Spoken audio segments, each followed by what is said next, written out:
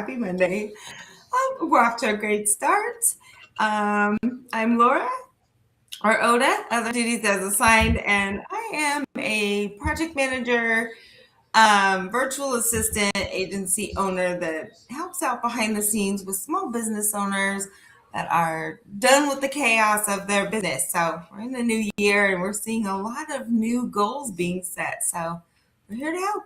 And Yeah. Angelique. I am Angelique with Divine Feminine Rising. I'm learning to say the new name and get in the practice of doing that. And I'm the founder of Divine Feminine Rising and Lady Powerhouse Solutions. Laura and I do really similar things for the project management. So Lady Powerhouse is all about project and event management. And so we've been collaborating now going on, 4 or 5 years. Yeah, we do similar things. And instead of competing, we collaborate and help and support each other.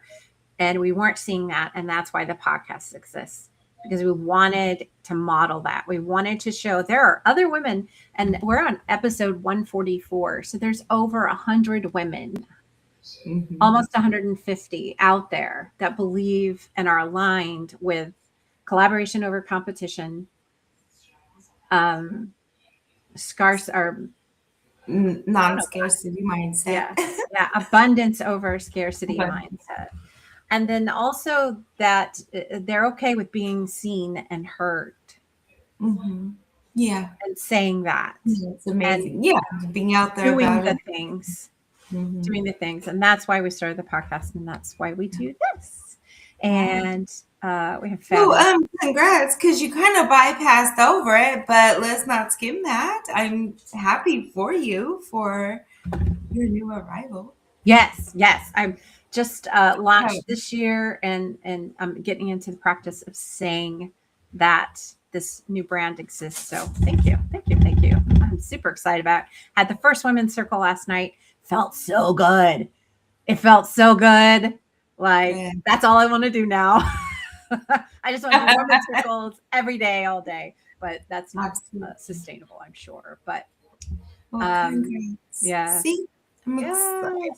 Yay. Another one tonight. So wonderful. All right. Yes, well, we have a great guest today. Yes. Let's bring her up. I have Kathi Burns here with us today. She is a CPO and board. Oh, here we go. We're going to get through this, Kathi. I promise you. She is a CPO and board certified professional organizer, image consultant, author, and speaker. As the founder of Organized and Energized, a professional organizing and image consultancy, her mission for almost 2 decades has been to end overwhelm, energize, and transform lives by creating systems people can embrace and stick to. While working with a licensed boat captain and living full time out of a duffel bag, Kathi realized the importance of living small, being organized, and merging art and style with practicality. In 2005, 1 year after launch, Good Morning America featured Kathi as a successful woman-owned business. Since then, Kathi has published 2 books and created numerous online training programs. As an organizing, image, and productivity expert, Kathy's advice has been featured in multiple national media outlets, including Oprah Magazine, Martha Stewart Living, Better Homes and Gardens, Entrepreneur Magazine, and many more. Additionally, she is a frequently called upon guest expert for NBC, Fox, and CW6 News. Welcome. So glad that is a mouthful. Thank you. I wouldn't have given you something so long if I thought you were going to say the whole thing. Anyhow. No worries. Well, I think we should toot our own horn. Yeah. That's one of the things that we're not, I think, I know I can only speak for myself. I'm not as good at as my male counterparts is tooting my own horn and saying, I'm this, I'm that. I'm good at those things. I'm great at these things. I excel at this. We, like you said, Laura, we tend to skim over, and I don't think it's because we don't believe in ourselves. Obviously we do. And everyone suffers from some degree of imposter syndrome, right? But I think it's because we're out of practice. We've been conditioned to be seen and not heard. And so let's flip the script on that and start doing more of it, especially now. Yeah. Thank you. Thank you for that. Yeah, I was a little bit embarrassed. I'm like, okay, you're right though. We should claim our power. I'm with you. Stand in it, embody it. Mhm. Yeah, very much. We always giggle because I'm the tongue-tied one. And so usually about halfway through, I think coming from New York, I forget R's and W's are just a massive problem for us. And then, and I'm the tongue-tied one. So I tend to be the one that glitches out a lot more than everyone else. So it's just always funny that when I read the bio, I'm like, oh my gosh, so I always feel bad because I want to do it justice. But there are moments where I'm like, oh, this one's going to be a long one. It's okay. But we love breathe, it. breathe. Yeah. Well, thank you for that. I appreciate it. Yeah, you're very welcome. Today, we're going to talk about from disaster to direction, transforming setbacks into growth and clarity. Kathi has a really, I was going to say cool story, but I don't know if that is the right word for it. But we all of us have a story. And again, that's why we started the podcast, so that women's voices can be uplifted and seen and heard. And the focus being on collaboration and, that abundance mindset. So your story, you had a couple of times that you had to reimagine yourself, 9/11 and COVID. And I think that a lot of people went through something, right? Transformative. Those were really impactful times for our country in the United States. So I'll let you talk about that. And I mean, the main topic is going from disaster to direction.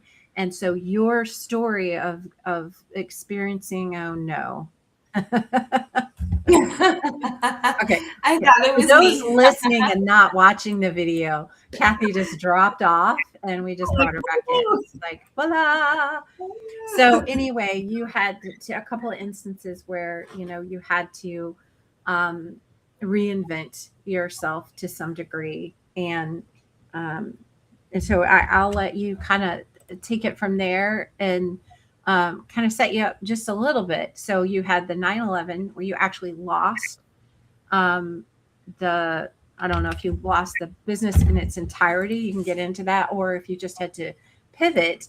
And then when you went through COVID, and you, again, like so many businesses out there, had to go, and that's unfortunately where I got a lot of my business, was all these businesses that were brick and mortar and suddenly had to be online almost exclusively, right?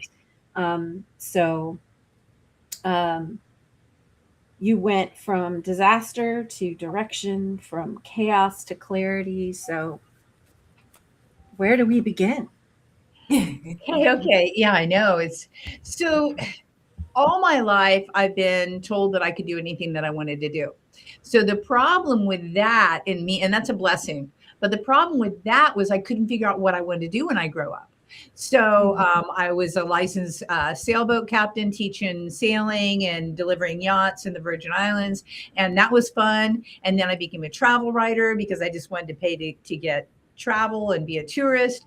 And then after that, I went into a publishing agency. I finally settled down and went into a publishing agency with my husband, where we were working on collaterals for like Marriott's and Omnis, that type of thing. And we couldn't find a good printer. So we decided, hey, we'll just print our own. So we opened a printing plant, which is like crazy.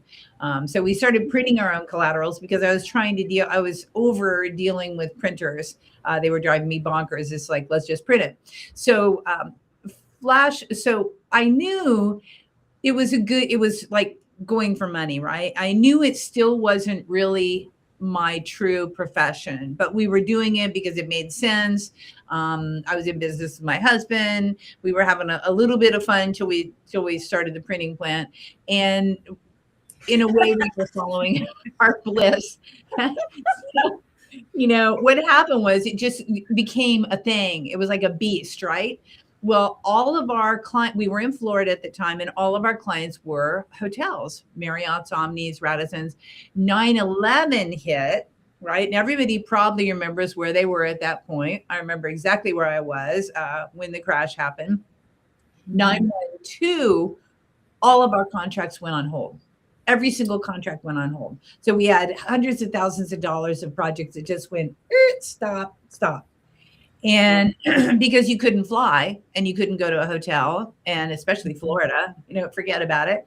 So everything went on hold. Now, it would have been better if they would have just canceled, right? If they would have just canceled all the projects and not put on hold and give us that little lifeline. So we managed to hold on for a year, and nothing really came back. Not quick enough for us to recover. So basically, we went out of business and went bankrupt. Now, fortunately, because Florida, there was a Homestead Act, so we didn't lose our home. We just quietly went out of business, didn't have to go bankrupt, just kind of cease and desisted. At that point, we weren't really liking our job anyhow. When we were just a design publishing agency, we were having so much fun. And when we started hiring all the people and having all the printing plant and all that, it wasn't that much fun anyhow. So in a way, it was a blessing in disguise for us because it allowed us to exit. Yeah. We couldn't have exited anyhow because it was this big machine at that point, right? Too many employees, too many things. So after that, my husband is from California, and he got stuck in Florida when he met me because I was a sailor and that's where I chose to live. He said, hey, if you move to California, which is where he's from, you can take a year off, reinvent yourself, and figure out what you want to do. And I'll take a job working for the man. And I'm like, wow, I've never had a year off. So I worked my way through college. I worked my way through high school into college. I paid my whole college way and all that good stuff. And since then I was just running around having fun. So I'm like, wow, but always working. So I said, oh, a year off. Because I never wanted to go to California because the cost of living, as you probably know, going from Florida to California is huge. It's a huge jump. But guess what? When you're broke, you're broke. And so it doesn't really matter. Levels the playing field. Right. It doesn't matter. So again, that was a little blessing. So I'm like, okay, because I've been saying always, I don't know what I want to do when I grow up. I haven't figured out my way. I haven't figured out my gift. What can I give, And so we moved to California, got rid of everything, moved to California, moved into this tiny little place, which is great. And I had a year off. Well, what happened, I don't know if you girls have ever had a year off. For the first 3 months, I couldn't settle down because I was so used to working. Finally, on month 3, my husband's like, if you don't stop running around, being busy, doing crap, I'm going to quit my job. You take a real job and I'll figure out what I want to do. Yeah. Right. Yeah. So I met this woman and she had a year off as well, which is the very first girlfriend that I met. This is serendipity, right? This is the universe. Mm-hmm. She had the same exact year off. She had a year off because she was on a healing journey. She was a homeopathic doctor and she couldn't practice anymore because she was not feeling well and sick. And so we became instant friends and prayer partners. And through this process, I had been living out of a duffel bag, living out of a suitcase, realizing that the stuff didn't matter. And I just completely downsized my life. I go to her house and she's surrounded by all this stuff. She was like a thrift store, flea market junkie. And she had all this stuff. I'm like, girl, you've got to get rid of some of this stuff. You're never going to heal if you don't have space. And so I helped her start purging and I helped her start letting go. And she goes, you know what? You're really good at this. You should become a professional organizer. And I'm like, what the heck is that? She goes, oh, you got to talk to my girlfriend. She's been hiring a pro organizer for 8 years. Talk to Judy. She'll tell you what's going on. So Judy kindly gave me a 45-minute phone interview, letting me know everything that her pro organizer had done for her. And I said, I could do this standing on my head asleep. This sounds like fun. Because I was having fun with her, helping her downsize. At the same Yeah. time, I was helping her get dressed. Well, all my life I've been helping my girlfriends shop and get dressed and do all that. So I came home, and I'll never forget. Lynn and I walk in, and my husband's on his computer, and I said, "Baby, I know what I'm going to do when I grow up. I'm going to be a professional organizer and an image consultant." And he's like, "Okay, baby, whatever you think. What is that?" I Yeah. said, "You're gonna love it. It's so much fun." So here I am 20 years later, loving what I do. Really, in reality, all I do is help people learn how to let go with ease and grace so that they can move into whatever they want to move into. Yes. We have to make space. Yes. And my very first company was called Add Space to Your Life. Yeah. And that was a God gift for me, because that's exactly what I really wanted to do with people, is help them add space so they can thrive. Mhm. And so that's how that all started. It was a long, windy road, but in the end, it was I'm exactly where I should be. Yes. I finally found the gift. Mhm. I love That's it. awesome. Yeah. And so that lasted for how long? 20 years. So still- before COVID and the next transition. Oh, okay. So I was in the trenches, published a book. I was really lucky to get featured and picked up by Good Morning America. And that actually is a resilience thing too. But COVID hit. And so I was in people's homes, right? All over San Diego County and into Orange County. And when COVID hit, I'm like, I ain't going there. Some of my people still wanted me to come. And I'm like, no, I'm not going to do that. So I had to figure out, how am I going to make money and stay in business? So I applied for all the grants and whatnot and launched some online courses and became an online marketer as such. And I had been creating all this content anyhow, but I had not had time to do anything about it because my clients were keeping me too daggone busy. So once my clients didn't keep me busy, I actually had time to focus and reinvent myself.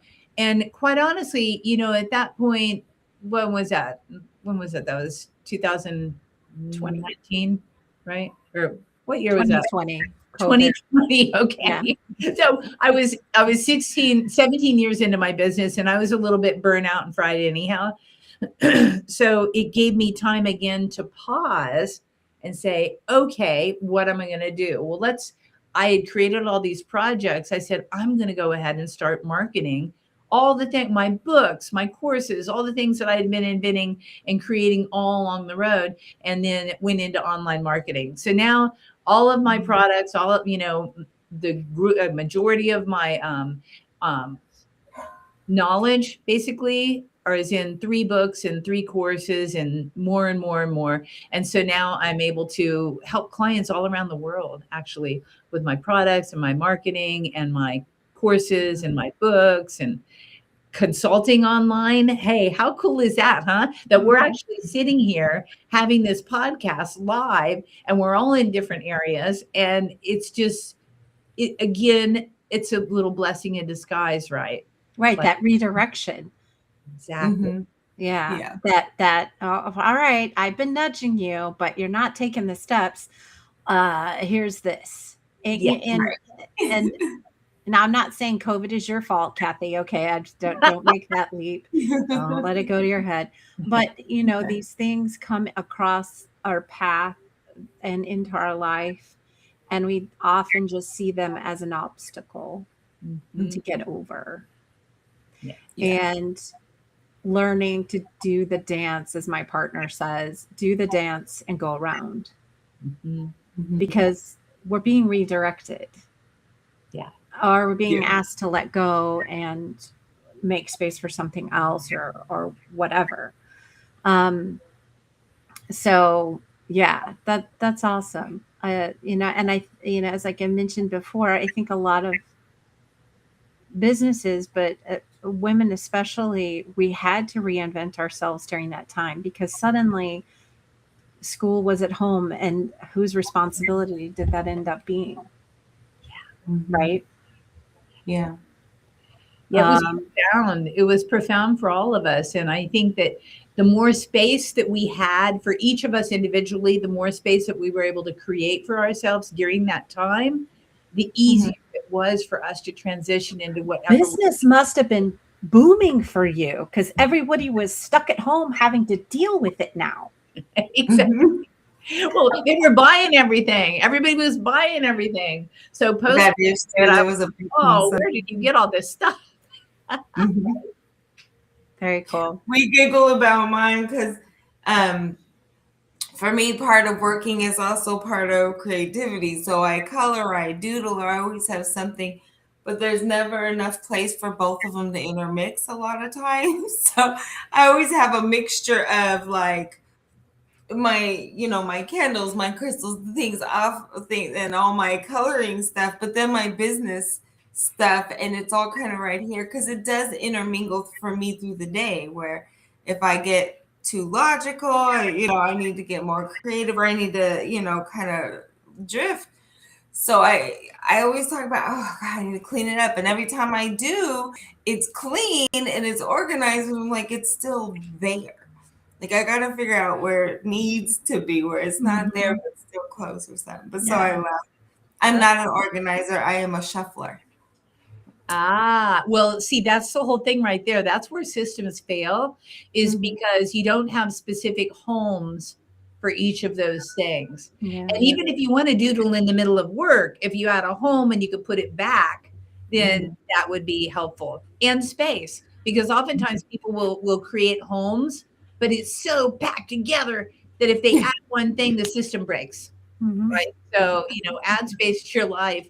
Oh, I forgot to tell you. So after COVID, then I was really disillusioned, right? So I rebranded myself and said, okay, I'm going to be organized and energized. So I actually changed the name. Now I have two consultancies, and the one consultancy, Organized and Energized, is online stuff, and Add Space to Your Life is still my in-person client. So again, that's separation, right? And that's a home for each thing.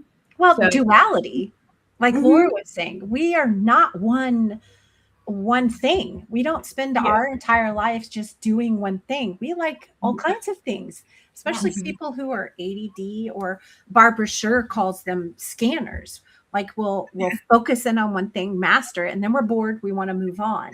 And I found out many years ago, it's me. Like she wrote a book about me. Why are you calling me out like that, Barb? We giggle about me being the starter, but I'm a terrible finisher. Yeah. I love to start it because there's a spark. I don't like to be in the details and weeds all the time. Yeah. But I love the spark, the starting of it and all that.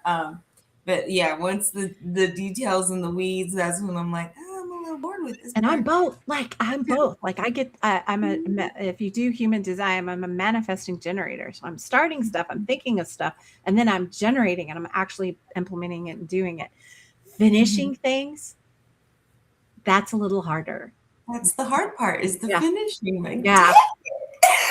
But I love to see things come to fruition, to find, to get closure, complete a project, and move on. But so often, and not always to my responsibility, or I'm not the one accountable for that, it doesn't happen.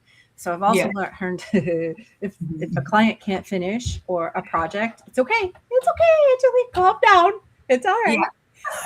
You paid to do a job, not to invest emotionally, I totally understand. I mean, Laura, yours is perfect. Well, see, here's the thing.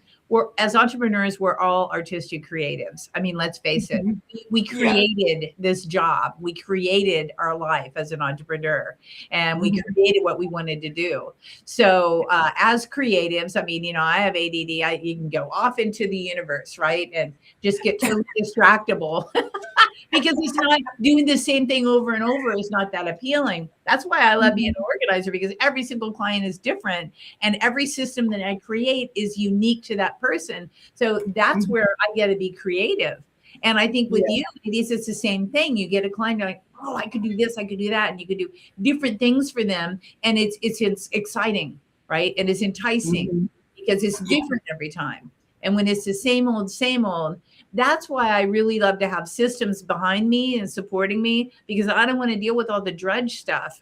Like I just don't. It's so boring. Yeah, that's kind of how when we talked about collaboration, it was okay, so I know that as the agency grows, this is what we're going to need, and we're going to do this, and I don't want to do this anymore. And as her and I started talking about this a lot in our businesses, it was, ooh, well, if you do this here and we do this here and we have this here, and it just started growing, and we're still separate agencies, but we were able to build that, and our VAs benefit, our clients benefit, of course we benefit. That's part, we're in business, we're not crazy, but there's that moment of, yay, okay, I do feel that support, I do have this, and we were building it without ever really thinking about the fact that we were doing it.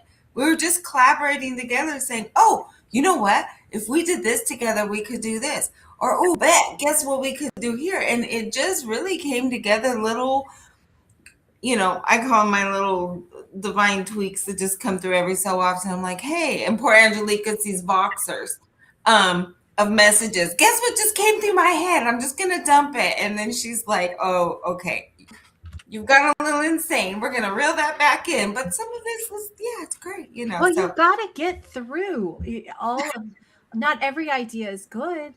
My partner and I will sit around and talk for hours.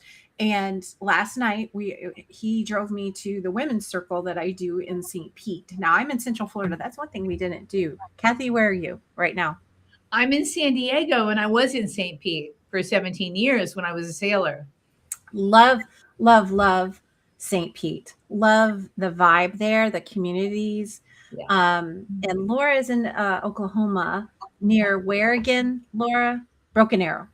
Near Tulsa, Broken Arrow. Tulsa. Yeah.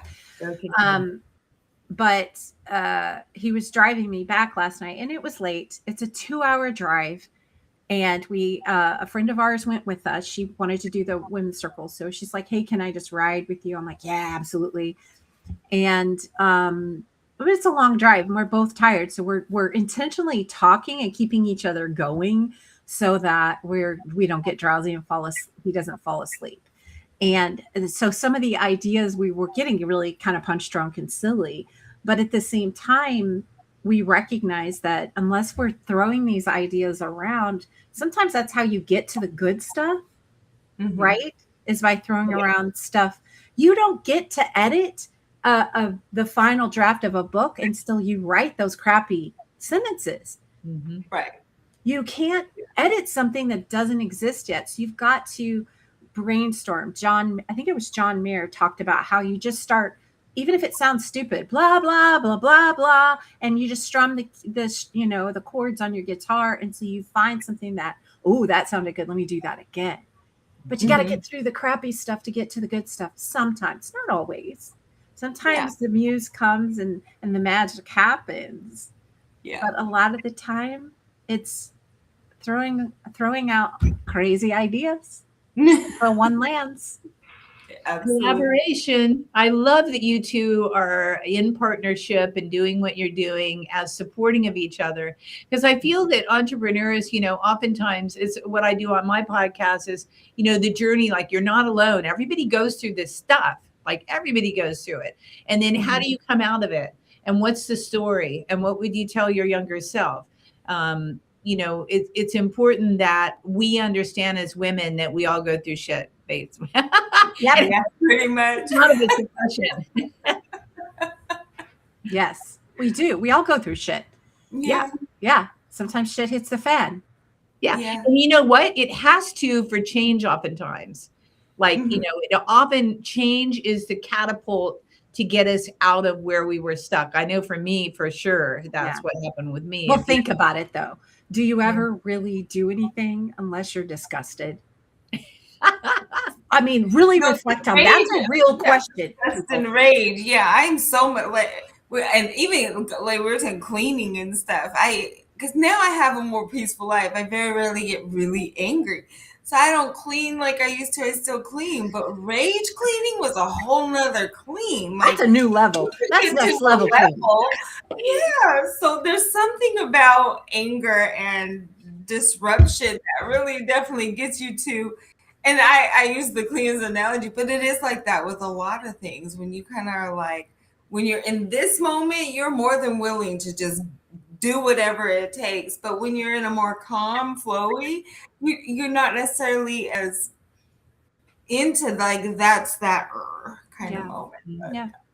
Also transitions, anytime you're in a transition of whatever, from COVID to regular, from job to another job, from one client to another client, from a shift in living, or a new car, or you change your bedrooms around. Anytime there's a transition, then you're way more motivated to make change because it's happening anyhow.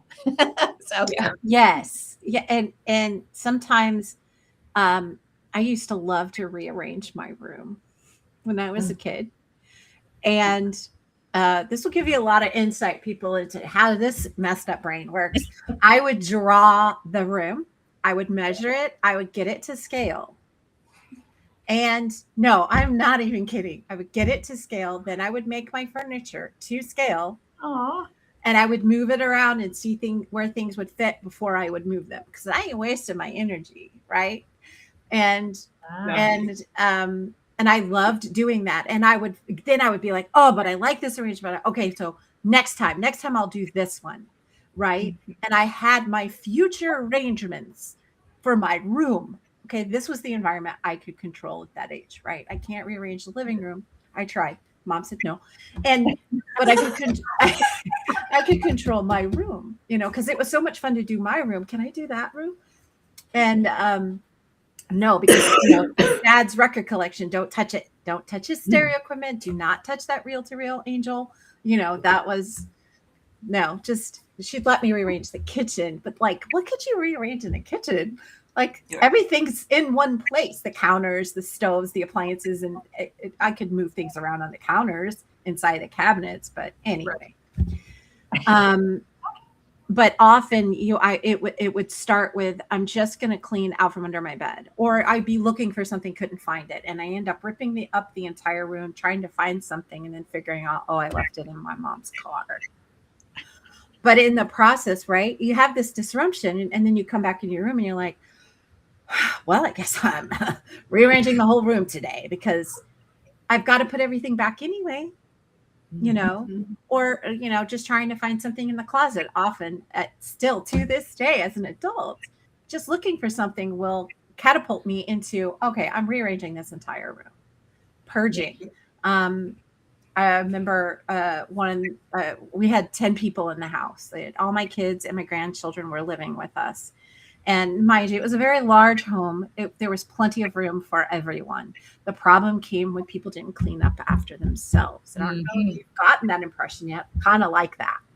Yeah. I like it when people clean up after themselves. Makes me feel happy inside. And when I come home from a long day of work and none of that has gone on all day long with 9 other people in the home. Okay, the first time it happens, we have a family meeting. The second time it happens, we have another family meeting and say, look, this can't happen again. Third time it happens, I tell them, this is what's going to happen. These are the repercussions. If this continues to happen, it happens again. There's no excuse for this. You're all adults, blah, blah, blah, blah, blah, blah. In one ear, out the other. The repercussions were, if there are dirty dishes when I come home, you will no longer have dishes. And I came home one day and I snapped and I threw every single dish away. My poor husband at the time, I said, go get the trash can. He's like, the trash can right here in the kitchen? No, I want the trash can from outside in the driveway. Bring it in here now. At that point, he realized what was happening. And I threw everything out.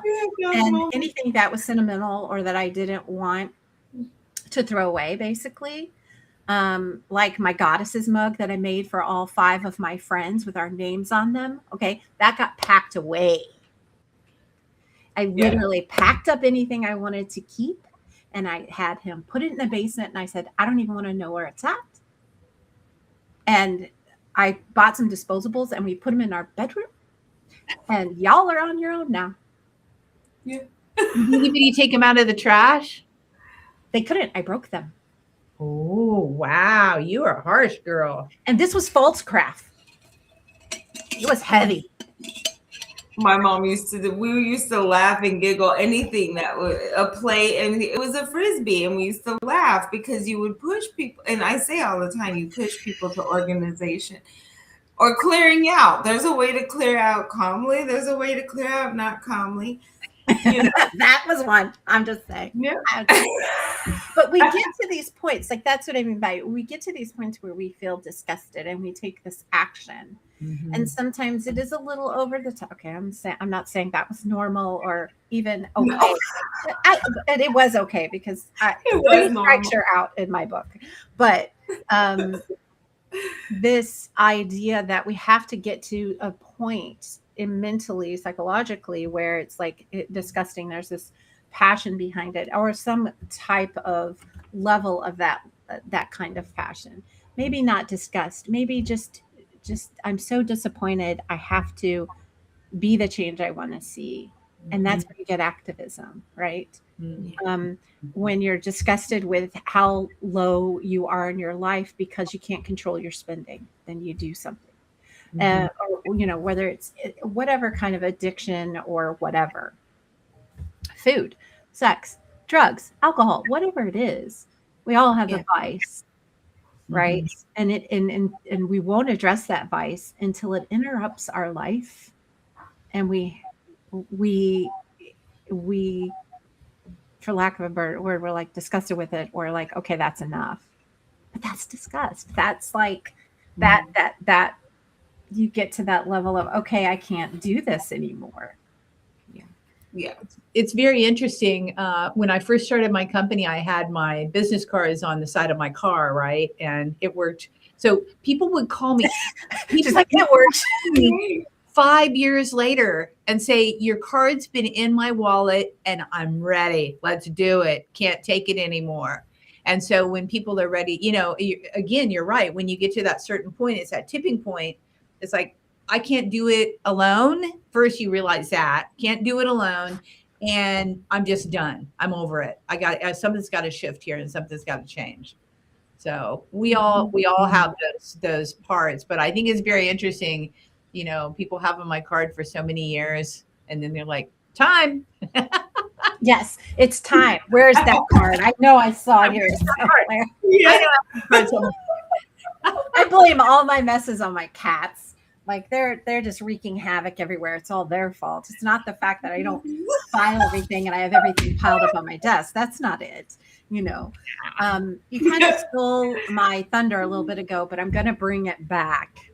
Not stole my thunder, but one of the things we occasionally will ask a guest, and I heard that too.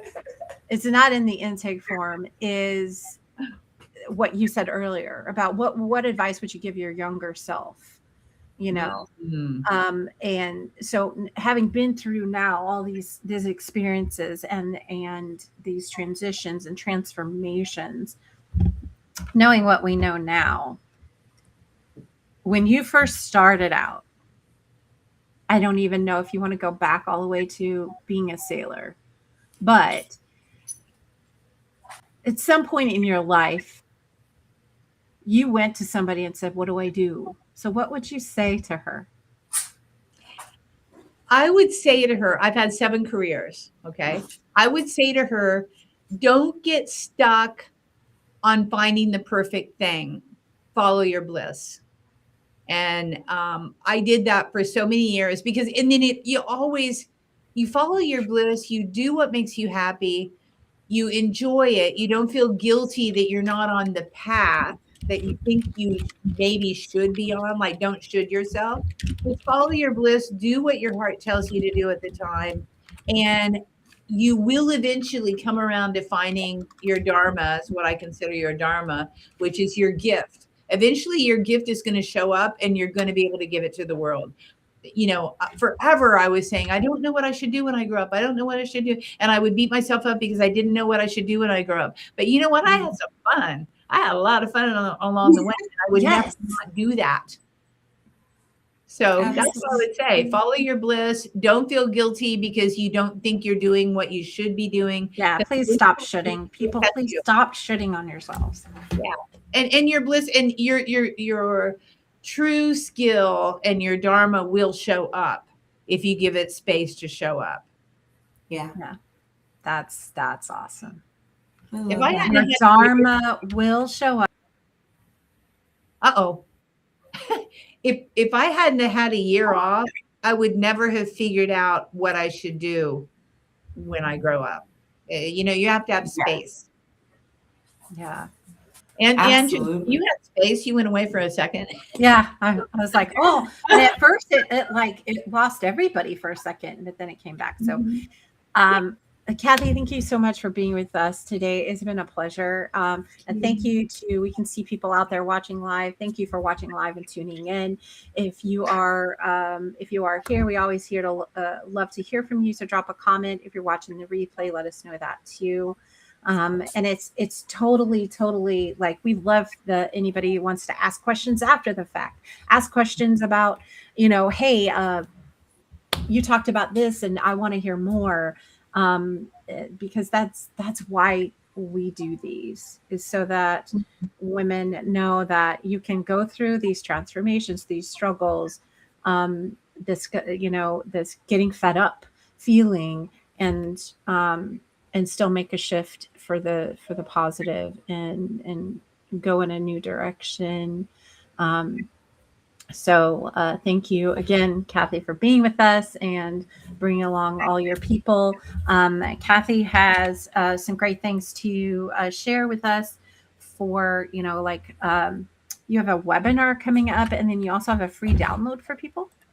Absolutely. Yeah. Next Tuesday live is going to be training on End Your 20 Tab Chaos and Take Control of Your Business Once and For All.